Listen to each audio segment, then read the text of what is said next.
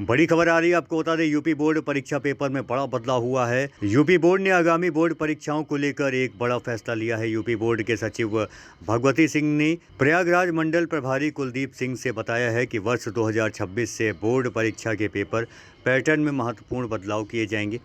Paper का नया प्रारूप अन्य बोर्डों को ध्यान में रखकर बनाया जा रहा है, जिसका अधिवेशन गोविंद वल्लभ पंत सामाजिक विज्ञान संस्थान भवन झूसी में चल रहा है। जल्द ही सभी विद्यालयों को मॉडल पेपर भेज दिए जाएंगे। यह फैसला छात्रों के समग्र मूल्यांकन और शिक्षा की गुणवत्ता को ध्यान में रखते हुए लिया गया है। देखिए प्रयागराज से ये विशेष खबर। नमस्कार, मैं हूं कुलदीप सिंह। आप देख रहे हैं Bharat A to Z news.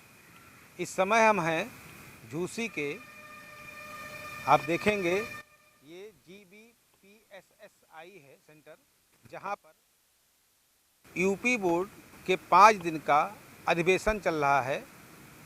इस अधिवेशन का जो मुख्य कार्य है वो यूपी बोर्ड के छात्रों के लिए जो नया सिलेबस आने वाला है, या सिलेबस कह सकते हैं या पेपर का प्रारूप कह सकते हैं, जो नया पेपर का प्रारूप आने वाला है वो प्रारूप CBSE बोर्ड, ICSE और ISC बोर्ड या इस पूरे भारतवर्ष के अंदर अलग अलग स्टेटों में चलने वाले बोर्ड के साथ तालमेल बैठा के ऐसा पेपर बनाया जाएगा जिसमें यूपी बोर्ड का छात्र भी CBSE बोर्ड सेंट्रल बोर्ड है या ICSE ISC बोर्ड के छात्रों के इक्विवेलेंट पेपर एग्जाम में दे सकता है। अभी हमारी माध्यमिक शिक्षा परिषद के सचिव भगवती प्रसाद जी से 1 घंटे तक लगभग बातचीत हुई।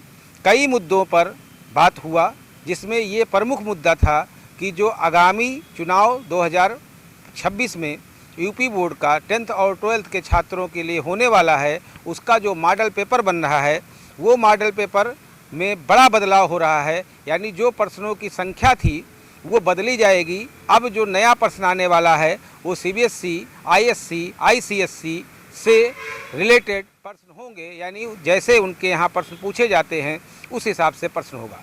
दूसरा प्रश्न मेरा था भगवती प्रसाद जी से ऑनलाइन अटेंडेंस को लेकर, तो उसमें उनका कहना था कि पूरे प्रदेश में ऑनलाइन अटेंडेंस लागू कर दिया गया है। कुछ जगहों पर ऐप को लेकर, बाकी चीज़ों को लेकर समस्याएं सूचना मिल रही है।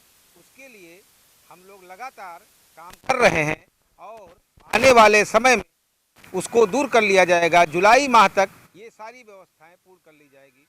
फिर इसके बाद हमने उनसे जो प्रश्न किया कि यहाँ पर स्कूल है, कॉलेज है, वहाँ पर छात्रों का जो पढ़ाई हो रहा है, कुछ ऐसे शिक्षक भी हैं जो क्लासेज को नियमित तौर पर नहीं ले रहे हैं, उस पर आपका क्या कहना है? तो उसका कहना उनका था, उस पर उनका कहना था कि ऐसे छात्रों की अगर शिकायतें हैं तो ऐसे अध्यापकों को भी चिन्हित किया जाएगा और उनके विरुद्ध कार्रवाई किया जाएगा।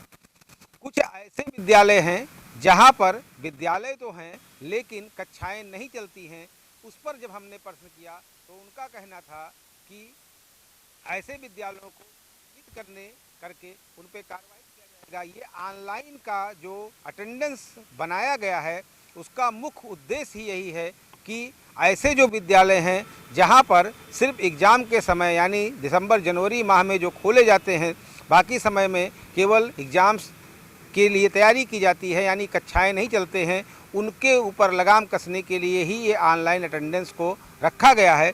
कुछ प्रश्न मेरा था कि यहाँ के कुछ सरकारी विद्यालय हैं जहाँ पर छात्र एडमिशन लेकर बाहर कोटा, कानपुर तैयारी करने चले जाते हैं, वो विद्यालय कभी नहीं आते हैं, उनके विरुद्ध क्या कार्रवाई होगा? तो उस पर उनका कहना था कि 75% से नीचे का अगर अटेंडेंस होगा तो वो एग्ज़ाम में बैठने नहीं पाएंगे।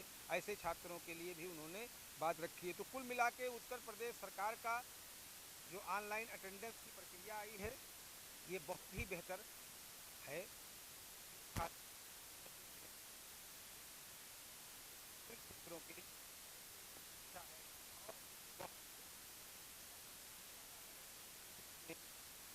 स्कूल की जो शिक्षाएं हैं वो प्रयास कर रहे हैं। उसी सिलसिले में आज 5 दिवसीय अधिवेशन चल रहा है। जिले के जो मुख्य अध्यापक हैं, प्रधानाचार्य हैं उनसे सुझाव लिया जा रहा है।